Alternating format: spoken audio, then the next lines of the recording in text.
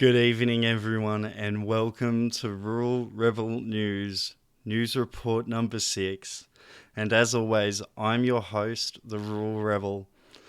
First off, the best thing that if you want to support this channel, that you can do apart from joining our Patreon that we've just set up for $3 a month. You can sign up to support us and ensure that we continue to grow. And not only that, that if and when Facebook comes for us, it ensures that we're able to weather that storm and that we're not reliant on them. And not only that, you also get an extra special Patreon report every week. So it's less than $1 a week. You get a special report. So we're working for you, which is what we want to do. We only want to be doing it for you, the people. But apart from that, the best thing that you can do is to hit that share button right now. If everyone watching this hit that share button, then this broadcast would be in a very, very different place, let me tell you. So it would mean the absolute world. But thank you again for joining us tonight. And on to our first story, which is very, very exciting news for us in the freedom community, ladies and gentlemen. And that is Ralph Babett being elected as the final Senate spot for Victoria for the United Australia Party. We got a win. We got a new representative, and that will be Ralph Babett. And it's certainly in some encouraging news. Just this morning, he was announced when the Senate results were released as our new senator. So it's definitely exciting. But he now joins the ranks of Pauline Hanson, Malcolm Roberts, Jared Rennick, Alex Antic, and so on in the fight against government overreach and the globalist agenda that is being set out right before our eyes. He has a lot to live up to, though, ladies and gentlemen. He has a lot to live up to in a couple of different facets. He is the only elected representative federally for the United Australia Party. So there's a lot of pressure on his shoulders there, I'm sure, just from the party, being their only representative. But he also has the people's hopes pinned on his shoulders as well as our only new elected representative in there for the fight for freedom and for the fight for these basic human rights that have been slowly taken away from us. But it's definitely going to be interesting to see his maiden speech when he gives it in Canberra. And this is a message to all Victorians to keep your head held high and to keep forging ahead to the state election, because your vote did count. And we did get a result here in Victoria that nowhere else in the country was able to get. These are all things to be proud of, and all things that should encourage us to hold the line and to keep going ahead to the state election and ensure that our vote is counted then as well.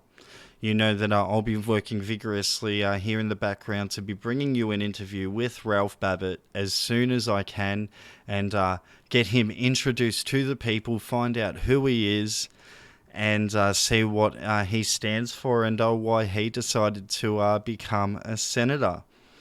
But on to some more news, ladies and gentlemen, and that is just a follow-up, further to our breaking report story the other night, and that is about Julian Assange. And what about now? Where to for him now? Is it all doom and gloom or not? Well, I have some good news, and that is it's not all doom and gloom. Yes, he does face a titanic opponent ahead of him, but there's a couple of things that can play out in his favour. But if you're unsure of what's happened with him, he's just been announced. The United Kingdom have just approved his extradition to the United States. The one thing that Julian Assange has been trying to avoid this whole time, because how the United States government have put this witch hunt out on him. But there are a couple of things that can keep that from happening. And those are, one of the things is that he has 2 weeks to appeal this decision. So, if he has the right legal team, the right legal minds involved, then, he can definitely appeal that way and hopefully get a different result. But whether that will be successful or not, or the chances of it being so, are not known at this point. But it's certainly a faint glimmer of hope, regardless. But there's another option, ladies and gentlemen. It's unlikely because no Prime Minister has done it so far, but that is for Anthony Albanese to grow a real spine and stand up for the rights of one of our citizens who has been wronged. He's been wronged. He's been witch hunted for too long. And is finally, his reality is now looking to be Guantanamo Bay, ladies and gentlemen. That isn't an extremist view on it. That isn't an alarmist view on it. That is the reality of what the United States will do to him and what will look to do to him. They will put him in Guantanamo Bay and he will never be heard from again. That's exactly what they want to do. So if he has any backbone at all, and I mean any, he will stand up and bring Assange home where he belongs, where he's always belonged, and where he should have never had to flee from. So it's not completely doom and gloom on the Assange side, ladies and gentlemen, which is fantastic. There are a couple of options that could come to fruition for him, and we'll certainly be hoping for those outcomes here on the Rural Rebel. Now, on to some worrying news for our farmers in New South Wales, ladies and gentlemen, and that is the New South Wales government to put what is considered by many of these farmers to be the final nail in their coffin if these changes are implemented. And that is that businesses that run roadside fruit stalls and pick your own farms fear new regulations proposed by the New South Wales government could shut them down. That is despite claims by New South Wales Planning that they're trying to make it easier for farmers, not harder. New South Wales has released a draft policy that it says will make it easier for farmers to start agritourism businesses such as farm stays, cafes, restaurants, retreats, roadside stalls, and small wedding reception venues. There are hundreds of roadside stalls around the state and around 30 pick-your-own businesses. Included in the policy are measures to address concerns about parking congestion and road safety. But farmers say those regulations would limit them to just 50 people a day and open just 10 days a year. It could put us out of business.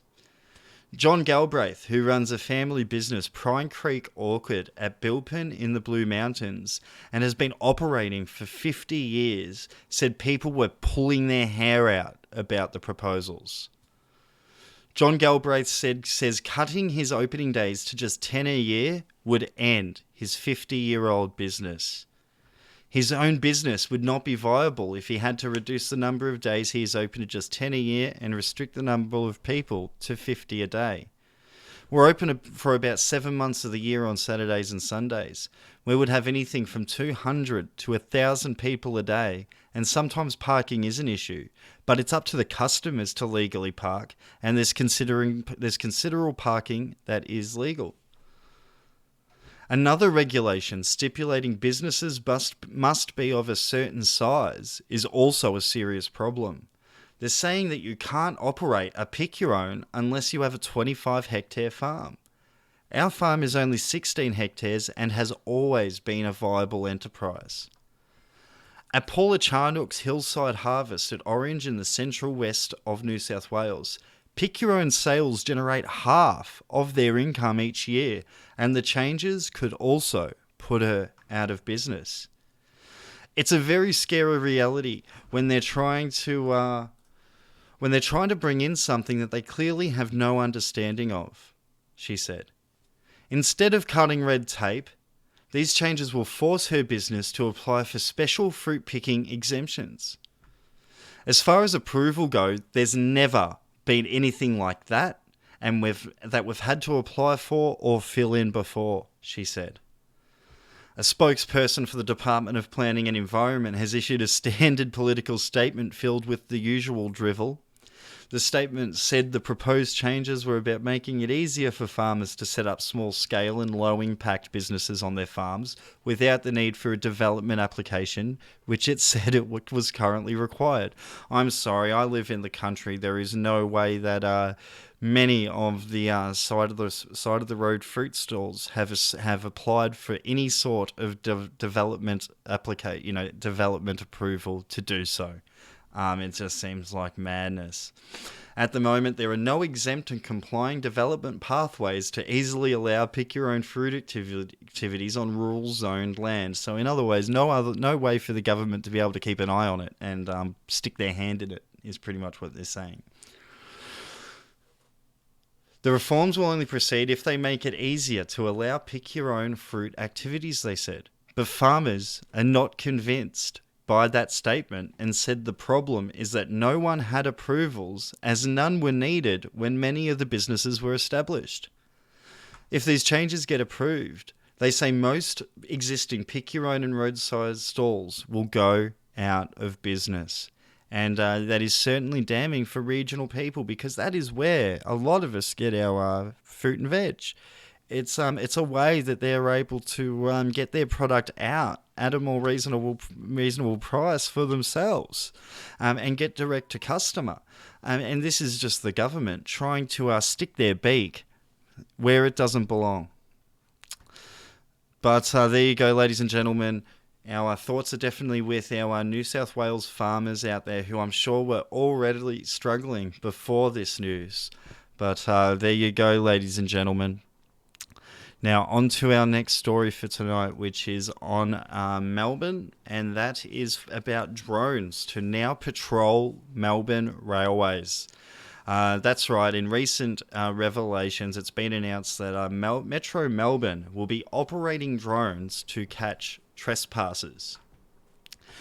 Isn't that a bit interesting, how they're going to be surveilling railway lines that exist everywhere, that have a lot of people around them and have a lot of different activity around them, and now going to monitor them so that they can keep an eye on trespassers and ensure trains run on time. Sounds a bit for like our safety. They're keeping an eye on us for our safety. Where have we seen this before? China comes to mind, where they've announced, where they've normalised these drones flying in the air. During COVID, they tried to normalise them in Sydney as well, yelling at people in parks to go back inside. So it just seems like a more normalising of this technology and of them doing this. But it's a very broad stroke that they're using to implement all of these different kind of measures, isn't it, for our safety? But it's if you don't like the sound of this world that they're trying to make us live in, then contact Metro yourself and tell them how you feel about the implementation of this program, and tell them that you don't want them looking at you because they have no right to. Yes, if you're on their property, fair enough, if you're at the station, but you know how long train lines can go for. I know I've had many a walk home in Melbourne, and I've walked along a train line. So there you go. It's certainly interesting for sure. And get used to it, I guess, or go buy a drone and join in on the fun and give them a bit of hell with it. But there you go. Metro Melbourne to start flying drones over the Melbourne Railway. Now on to the next story, ladies and gentlemen, which is single-use plastics to be banned. But it's not just that policy that made me interested, because it could be seen as a good policy. But and that's that single-use plastics are to be banned, and that includes drinking straws, cutlery, plates, drink stirrers and sticks, cotton bud sticks as well. Can't have your cotton buds. And expanded polystyrene food and drink service containers. But it's quite interesting because of the fines that have been announced to go along with it for what they call distribution. But it's a $54,000 fine they've announced to go along with this legislation, and it made me ask a couple of questions, and it made me wonder who's going to enforce this in every single venue in the country. Who's going to do it? The straw police? Is it going to be Dan's goons, the straw police, going around and knocking on businesses and checking their storerooms to make sure they don't have any plastic straws stuck in the corner there? There's so many out. I know that there's many people out there that prefer a plastic straw. Will they also be investigated for buying them for personal use? Would that count as distribution? Where will the line end? They use these vague terms such as distribution, and it could be applied in 100 different ways. But as events occur on this topic, I'll certainly be here to keep you updated. Now, on to our last story for tonight, and that is on tonight's example of police and government overreach. And that is the South Australian Police to use facial recognition despite raised concerns from the local council and local MPs.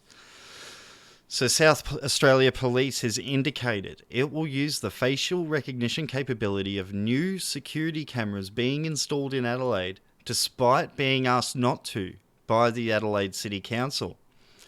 The council is about to begin a federally funded $3 million upgrade to the city's ageing cameras, installing new 360-degree units that will allow the use of facial and number plate recognition software, matching faces to databases provided by the government or private companies. The last bit of that is quite worrying, isn't it? Or private companies. What are private companies? Well, we know that Good Guys and Kmart and Bunnings have been caught using it on us as well without our knowledge. So it's worrying that they're using all private companies as if that's going to be a normal thing. But anyway, currently the existing network is monitored by South Australia Police, which already uses some facial recognition tools in certain investigations. Last year, the Adelaide Council, noting concerns about the lack of legal safeguards for facial recognition, voted to ask police to provide a formal undertaking to delay its use of that feature with the new cameras until new laws are passed. We are comfortable funding the CCTV camera upgrades, Deputy Mayor Armin Abrazimzadeh said. We know that these upgrades are necessary for public safety, and we've sought an assurance from South Australia Police to assure us that the facial recognition component won't be turned on until such time that legislation is in place. However, South Australia Police are yet to agree, and in a statement they've said that the technology would be useful. Facial recognition technology can significantly speed up investigations by automating the viewing of large volumes of vision, a painstaking task for investigators. There is no legislative restriction on the use of facial recognition technology in South Australia for investigations, so they can use it willy-nilly, ladies and gentlemen. They can use it as little or as much as they like. Should a facial recognition capability be available, investigators will consider the seriousness of the matter and evidentiary value when determining if it is appropriate to use that technology. But we know if they're using their guide to figure out when and how to use powers, then that's already broken to start with, don't we? However, facial recognition is a relatively new capability with little current regulation.